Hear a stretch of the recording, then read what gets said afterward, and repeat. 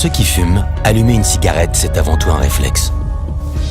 Pourtant, chaque cigarette est une véritable usine chimique dont les particules pénètrent à l'intérieur de l'organisme. La combustion du tabac dégage de nombreuses substances toxiques. La fumée du tabac contient 70 cancérigènes connus comme le benzène, l'arsenic, les goudrons, les amines aromatiques. Avec une telle composition, le tabac est ainsi de loin le premier facteur de risque de développer un cancer.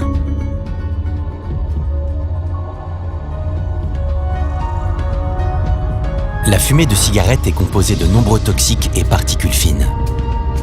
Une fois inhalés, ces toxiques traversent la bouche et le larynx. Ils se déposent sur les parois des bronches avant de se diffuser dans les autres organes via la circulation sanguine.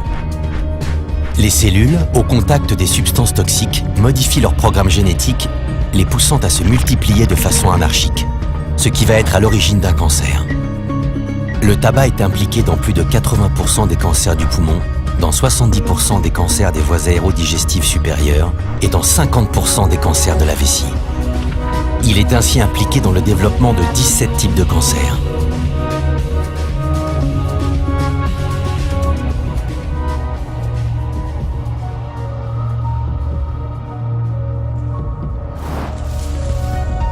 Le risque de développer un cancer lié au tabac dépend de la consommation quotidienne, mais surtout de la durée du tabagisme. Plus on fume longtemps, même peu, plus les risques augmentent. Mais le meilleur moyen de se protéger est de ne jamais commencer à fumer. À tout âge, l'arrêt du tabac entraîne un bénéfice significatif. Plusieurs solutions permettent d'arrêter de fumer. Les traitements médicamenteux, qui soulagent les symptômes de sevrage, ou encore la cigarette électronique. Sans tabac, sans fumée et sans combustion, elle doit être utilisée dans la perspective de l'arrêt définitif du tabac. Un fumeur aura 80% plus de chances d'arrêter s'il reçoit l'aide d'un professionnel de santé. N'hésitez pas à vous faire aider. Le tabac est la première cause de cancer. Il n'est jamais trop tard pour arrêter.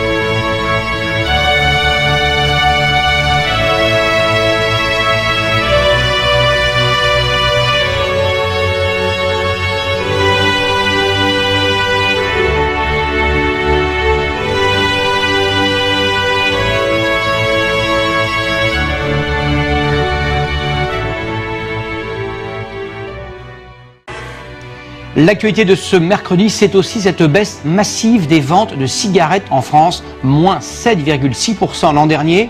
Pour la première fois, une étude de l'Observatoire français des drogues fait un lien entre cette baisse et la mise sur le marché de cigarettes électroniques.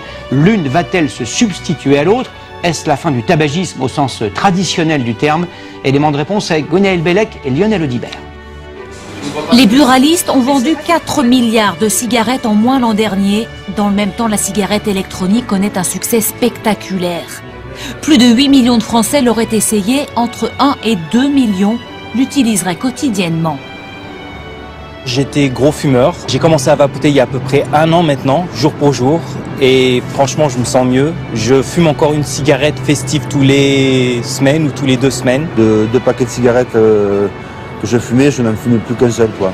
Mais faut-il se méfier de cette cigarette électronique?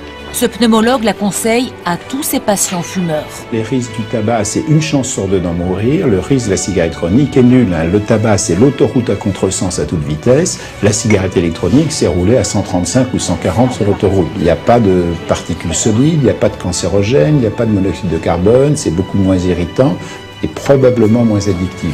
Les 2/3 des vapoteurs fument aussi régulièrement des cigarettes classiques, mais ils ont baissé leur consommation de tabac.